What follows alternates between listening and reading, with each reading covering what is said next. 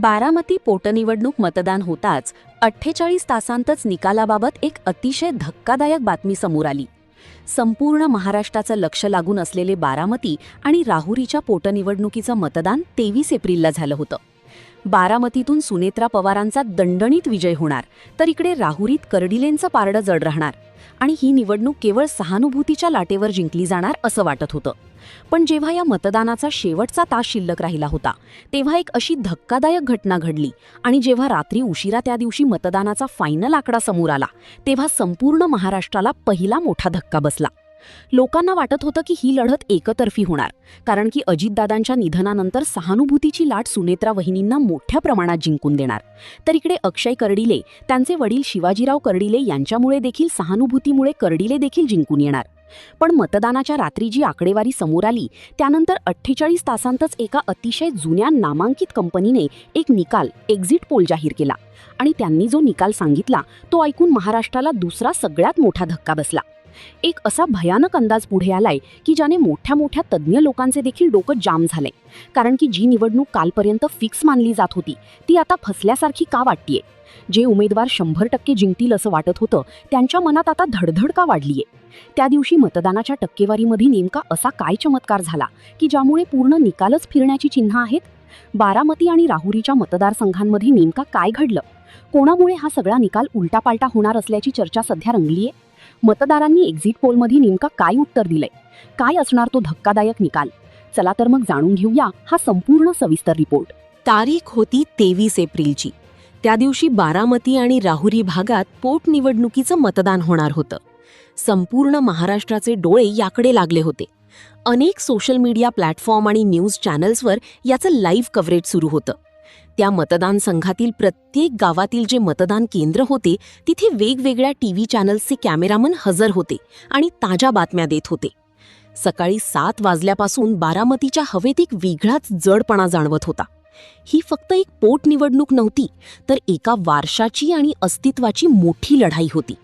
सकाळच्या कोवळ्या उन्हात मतदारांच्या रांगा दिसायला लागल्या होत्या. 9 वाजेपर्यंत मतदानाचा टक्का फक्त 8% इतकाच होता.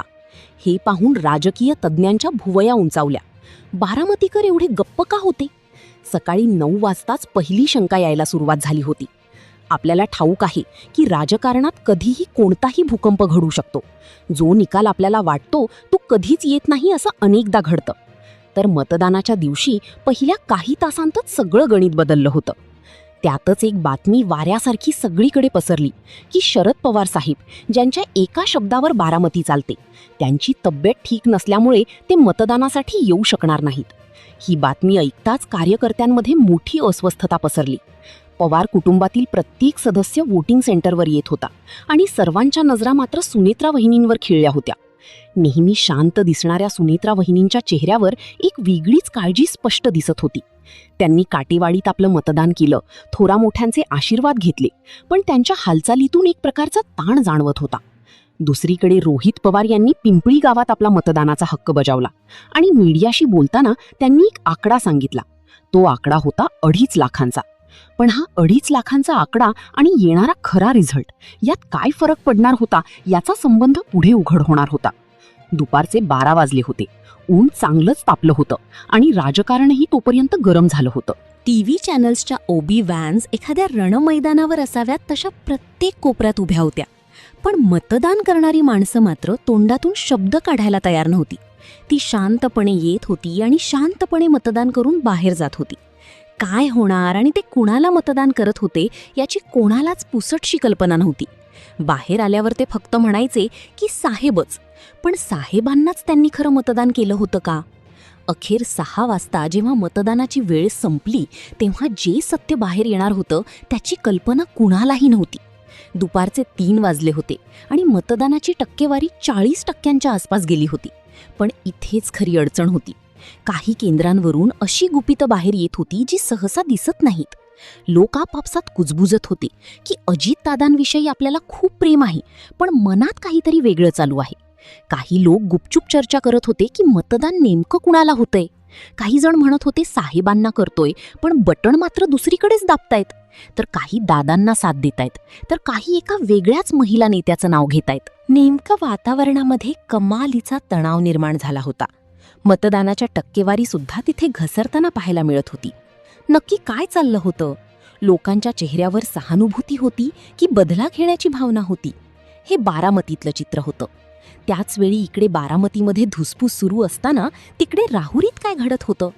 राहुरी विधानसभेची पोटनिवडणूक, जिथे अक्षय कर्डिले आणि त्यांचे विरोधक आमनेसामने उभे ठाकले होते. शिवाजीराव कर्डिले यांच्या निधनानंतर ही पोटनिवडणूक तिथे होत होती. इथे सुद्धा सहानुभूतीचाच मोठा मुद्दा होता. जसं बारामतीत अजितदादांच्या निधनानंतर सुनेत्रा वहिनींना तिकीट मिळालं, तसंच सेम चित्र इथेही होतं. पण प्राजक्त तनपुरे यांची भूमिका संशयाच्या फेऱ्यात असल्याची चर्चा रंगली होती. तिकडे आणि इकडे सुद्धा मतदानाच्या रांगेत उभा असलेला राहुरीचा शेतकरी, व्यापारी आणि सामान्य माणूस कुणाचं नशीब ठरवणार होता? कर्डिलेंचा गड समजल्या जाणाऱ्या जेऊर गटामध्ये मतदारांचा कल कोणाकडे झुकला होता? आता हळूहळू दिवस मावळतीला आला होता आणि मतदानाची वेळ संपत आली होती. सूर्य हळूहळू मावळतीला झुकू लागला होता, पण महाराष्ट्राच्या राजकारणातील धग मात्र वाढतच चालली होती. मतदानाची वेळ संपत आली होती आणि अवघ्या देशाचं लक्ष लागून होतं ते म्हणजे पॉवर सेंटर असलेल्या बारामतीकडे आणि राहुरीच्या निकालाकडे. साधारण दुपारचे 4 वाजले असतील. वातावरणात एक अनामिक शांतता पसरली होती, जी कदाचित येणाऱ्या मोठ्या वादळाची पूर्वसूचना होती. याच शांततेत पहिली हालचाल झाली ती पार्थ पवार यांच्या रूपाने. जेव्हा मीडियाने त्यांना विचारलं की पवार साहेब आज गर्दी इतकी कमी का दिसतीये, तेव्हा त्यांनी उन्हाचं कारण देऊन वेळ मारून नेली. पण पडद्यामागे काहीतरी वेगळंच शिजत होतं. हा उन्हाचा तडाखा होता की मतदारांनी फिरवलेली पाठ? रोहित पवारांनी वर्तवलेला तो 2.5 लाखांचा आकडा खरा ठरणार की मैदानात वेगळाच खेळ झाला होता? पण खरा पिक्चर तर इथून पुढे सुरू होणार होता. कारण जेव्हा थकलेला मतदार मतदान केंद्राबाहेर पडत होता, तेव्हा तिथे एक अशी शक्ती सक्रिय होती जिचा अंदाज सहसा चुकत नाही. ती शक्ती म्हणजे VPC, ही जुनी आणि विश्वासार्ह कंपनी. या कंपनीचे प्रतिनिधी मतदारांशी गुपचूप गप्पा मारत होते. लोकांच्या मनात काय आहे हे टिपत होते. त्यांनी जमा केलेली माहिती इतकी धक्कादायक होती की बड्या नेत्यांचे सर्व दावे एका क्षणात धुळीला मिळणार होते. सकाळी 9 वाजेपर्यंत बारामतीत जेमतेम 8% मतदान झालं होतं. दुपारी 3 वाजेपर्यंत ही गाडी जेमतेम 40%वर पोहोचली. राहुरीतही परिस्थिती काही वेगळी नव्हती. आणि शेवटी जेव्हा मतदानाची वेळ संपली, तेव्हा जो आकडा समोर आला त्याने सर्वांच्या भुवया उंचावल्या. बारामतीचं मतदान अवघं 52.44% झालं होतं.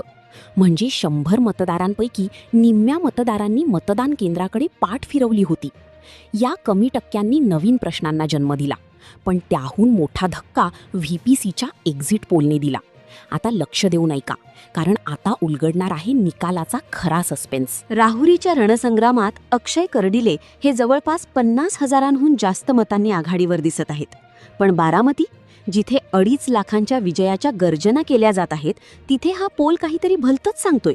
जरी सर्व पक्ष एकत्र आले असले तरी मतदारांच्या मनात शरद पवार साहेबांविषयी असलेली ओढ आणि अजितदादांच्या राजकीय प्रवासातील बदललेली समीकरणं यामुळे मतदार पूर्णपणे विभागला गेलाय. 1.5 ते 2 लाखांच्या लीडचे आकडे जरी हवेत तरंगत असले तरी मतदानाच्या या निचांकी टक्क्याने मोठा ट्विस्ट आणला आहे. हा विजय आता एकतर्फी राहिलेला नसून तो एका मोठ्या संघर्षाचा थरार बनला आहे. 4 मे रोजी जेव्हा EVM मशीन्सचा सील उघडेल तेव्हा गुलाल कुणाचा उधळला जाणार? बारामतीचा गड कुणी राखला आणि राहुरीत नेमकी कुणाची सरशी झाली हे पाहणं अत्यंत रंजक ठरणार आहे. सध्या तरी या एक्झिट पोलने संपूर्ण महाराष्ट्राची झोप उडवली आहे. तर मित्रांनो, आतापर्यंत तुम्ही जो रिपोर्ट पाहिला तो होता VPC या संस्थेचा एक्झिट पोल आणि ग्राउंड रिपोर्टचा एक अंदाज. पण व्हिडिओच्या शेवटी मला तुमच्याशी काही महत्त्वाच्या गोष्टींवर थेट संवाद साधायचा आहे. मी सुरुवातीला स्पष्ट करते की हा कोणताही अधिकृत निकाल नाही. हा केवळ आकडेवारी, मतदानाची टक्केवारी आणि लोकांच्या बोलण्यातून काढलेला एक अंदाज किंवा शक्यता आहे. राजकारणात 10+10 नेहमी 20 होत नाही. तिथे समीकरण शेवटच्या मिनिटाला बदलतात. आता मूळ मुद्द्यावर येऊया. बारामती आणि राहुरी या दोन्ही जागा संपूर्ण महाराष्ट्रासाठी प्रतिष्ठेच्या बनल्या आहेत. बारामतीत यंदा मतदानाची टक्केवारी कमी का झाली हा सर्वात मोठा प्रश्न आहे. जेव्हा मतदान कमी होतं तेव्हा त्याचा नेमका फटका कोणाला बसतो अनेकदा असं म्हटलं जातं की जेव्हा मतदार बाहेर पडत नाही तेव्हा प्रस्थापित नेत्यांसाठी ती धोक्याची घंटा असते. पण दुसऱ्या बाजूला ही सायलेंट मते नक्की कोणाची होती? ही मते दादांच्या कामावर खुश असलेल्या लोकांची होती की साहेबांच्या विचारांशी एकनिष्ठ राहिलेल्या? हे कोड आता थेट 4 मे रोजीच सुटणार आहे. राहुरीच्या बाबतीत बोलायचं झालं तर तिथे सहानुभूती आणि विकास या 2 गोष्टींमध्ये मोठी लढाई पाहायला मिळाली. कर्डिले आणि तनपुरे या 2 बड्या घराण्यांची प्रतिष्ठा तिथे पणाला लागली. पण या सगळ्यामध्ये सामान्य मतदार काय विचार करतोय? शेतकरी राजाने नक्की कोणाच्या पदरात आपलं मत टाकलंय? हे जाणून घेणं खूप रंजक ठरेल. मित्रांनो, आता मला तुमची साथ हवी आहे. तुमच्या भागात, तुमच्या गावात किंवा तुमच्या शहरात नेमकी काय चर्चा सुरू आहे? तुम्हाला काय वाटतं? 12 मेचा हा निकाल खरोखरच धक्कादायक लागणार का? की सुनेत्रा वहिनी एकतर्फी विजय मिळवणार आणि राहुरीत अक्षय कर्डिले यांचा करिश्मा चालणार का? खालील कमेंट बॉक्समध्ये तुमचं मत नक्की नोंदवा. तुमच्या एका कमेंटमुळे आम्हाला ग्राउंडवरची खरी परिस्थिती समजायला मदत होते. तुमची मतं मांडताना ती अभ्यासपूर्ण मांडा, कारण तुमच्या प्रत्येक कमेंटचा आम्ही विचार करतो. ज्याची कमेंट सर्वात जास्त मुद्देसूद असेल तिला मी नक्कीच रिप्लाय देण्याचा प्रयत्न करेन. शेवटी एकच सांग, लोकशाहीमध्ये मतदार हाच राजा असतो. निकाल काहीही लागला तरी तो आपल्याला स्वीकारावाच लागेल. तोपर्यंत केवळ एक तर्क आहे, त्यावर विसंबून न राहता निकालाच्या दिवसाची वाट पाहूया. तुम्हाला हा रिपोर्ट कसा वाटला हे सांगायला विसरू नका. जर तुम्हाला आमचं काम आवडत असेल तर चॅनलला सबस्क्राईब नक्की करा आणि हा व्हिडिओ जास्तीत जास्त लोकांपर्यंत शेअर करा. लक्षात ठेवा, ही केवळ एक शक्यता आहे. निकालाचे सर्वात अचूक आणि वेगवान अपडेट्स पाहण्यासाठी आपल्या चॅनलशी जोडून राहा. पुन्हा भेटूया अशाच एका सविस्तर विश्लेषणामध्ये. धन्यवाद. जय महाराष्ट्र.